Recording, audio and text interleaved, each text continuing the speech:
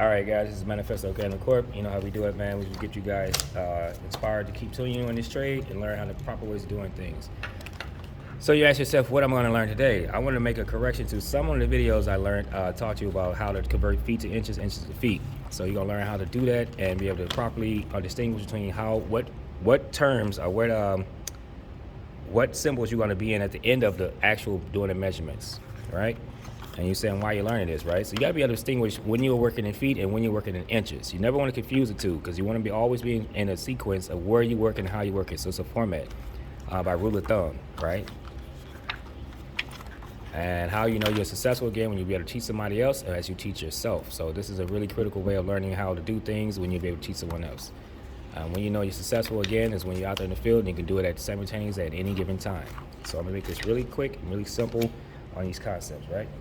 So as you said, we always use the same with paper. I'm gonna keep this real sweet. So when you're working in feet to inches, you got to indicate that, right? So put the tick marks in there as well in your word. This is a word problem, right? So feet into inches equals, you want to make sure you know what you're doing. So it's x 12 times 12, right? So when you're writing out your formula, you want to write it out to a point where it makes sense to you. You want to put the feet, which is 1, equals 12 inches as this is your scale, if you want to say scale. So every time you go a foot is 1 feet. So 1 is feet, inches is 12, and it gives you the answer, right? So feet and inches. Make sure you put the tick marks in there for that purpose, right? Then you might be asking yourself, well, how that makes sense, right? So when you, and it's doing, if you can do 1 inch equals 12 and 12 equals 1, the same thing as saying 1 inch, right?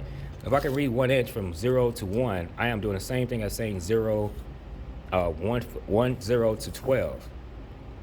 12 is the 1, 1 is the 12, right? So every foot I go is a 12 inch. That's your scale. So if you're doing scale, that's what you're doing, right? Once you move on to measuring tape, you go from 0 all the way across is all into inches until you hit this point. Then you start making yourself into feet.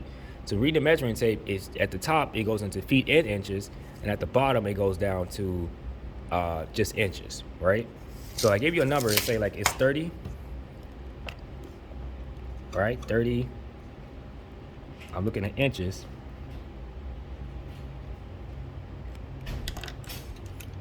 I'm going to take it and say, okay, 30 inches.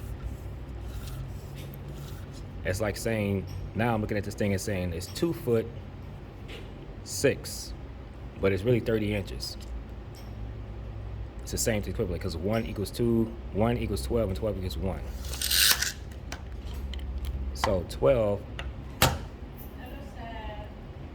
is saying 30 is saying this right here. 30 is saying 2 foot 6. So 2 foot 6 inches equals 30 inches just by using the measuring tape. This is how you check yourself.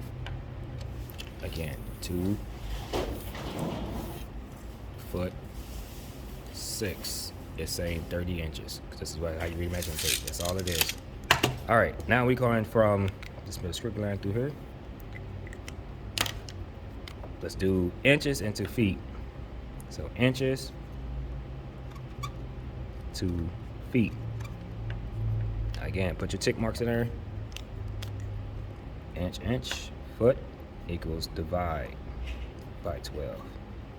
So if I'm doing that, I want to do it again, my word problem, just that. So every 12 inches equals 1 foot. That's it, right? And then I was connecting like terms. This is